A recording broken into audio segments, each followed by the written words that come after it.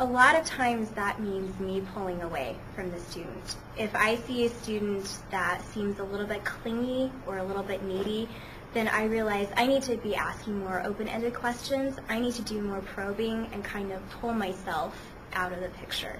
Let them think for themselves. Let them start asking me questions, possibly asking for clarification on their part, and force them to think through the process for themselves. In math, for example, ask them a question and then have them take a guess at the answer and tell you why they chose that answer. It may not be the correct answer, but at least the tutor will know what the student is thinking. I can ask questions. I can give them more problems to work out.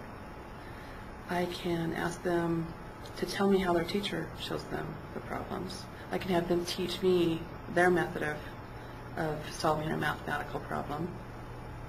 If they can see some sort of investment in the things that they're learning, of motivating them to be able to do something with the knowledge that they're gaining.